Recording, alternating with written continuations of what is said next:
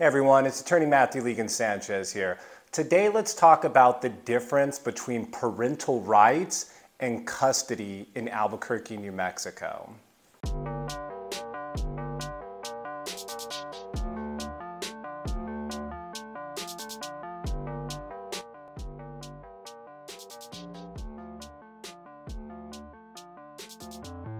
First off, parental rights are established by establishing paternity. Now, usually paternity is established voluntarily by signing an acknowledgement of paternity. When I had my two boys, I signed an acknowledgement of paternity, and that established my parental rights. Now, my wife, on the other hand, she didn't have to sign an acknowledgement of paternity. Mothers don't have to sign acknowledgements of paternity because mothers, by having the child, establish that they have parental rights, that they are the parents. Fathers, on the other hand, they have to either voluntarily or involuntarily establish paternity, parental rights. Voluntarily, you can do it through an acknowledgement of paternity, or involuntarily, if a father, for instance, is saying, no, I'm not the father of this child, the court may need to get involved by a petition to establish paternity. They'll order a DNA test, and then that DNA test will come back and show if the father is in fact the child's biological father. Establishing paternity is important because no paternity, no parental rights. So you're gonna have to establish paternity to get parental rights. But this is where it starts getting a little bit tricky for people.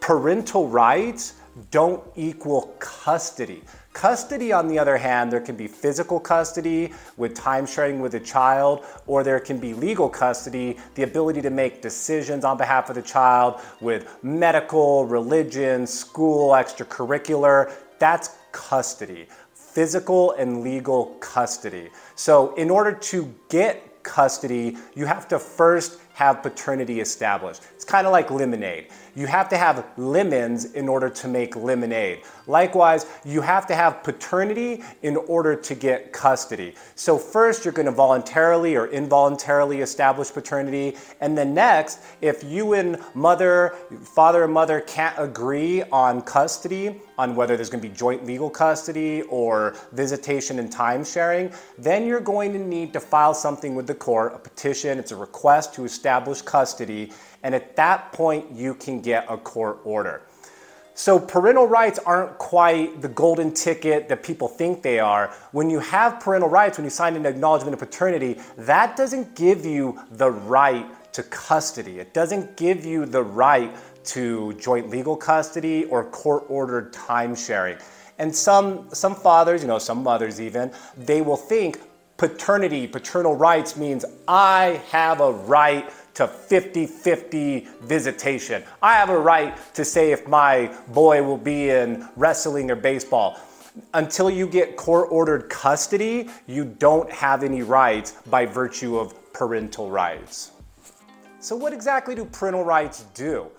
Well, they give you the ability to say that legally you're the parent's child, and they give you the ability to contest an adoption. So for instance, if you don't sign acknowledgement of paternity at birth, it can be really easy for someone to swoop in and adopt a child from underneath you. So that's why it's really, really essential to establish paternity from the beginning.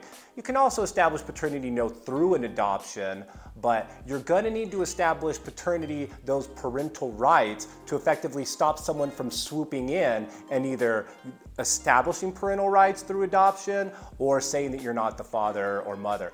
But parental rights do not give you a right to time sharing and custody. Those are always based on the best interests of the child. And I have another video just on best interests of the child. If you want to know how physical and legal custody are determined, take a look at that video, see what it says about how the courts examine best interests of the child, and then you'll better understand how custody is established in New Mexico now that you know how parental rights are established in New Mexico. So a kind of sad question that I get often, it's never like a feel-good console or a question, is a parent will call me and say, how do I terminate my parental rights? Maybe a mother, maybe a father, and they're like, I don't want my parental rights anymore, I want to terminate them. And unfortunately, it doesn't work that way. You can't just sign a paper and it says, I'm no longer father or mother of John Doe. Sign the paper, sorry, you're no longer my child. It doesn't work that way. You can't just voluntarily waive your parental rights. You're going to need someone either to swoop in and adopt the child. So either one, the child needs to be adopted by another individual, or involuntarily, usually CYFD will step in with abuse and neglect to terminate parental rights. And if it goes through children's court, the abuse and neglect, they can terminate parental rights. But fathers and mothers can't just sign a document that says, I waive my parental rights. It doesn't work that way. Someone needs to come in and adopt the child. Otherwise, you have a responsibility and a duty to care for your children, and you can't just sign a document.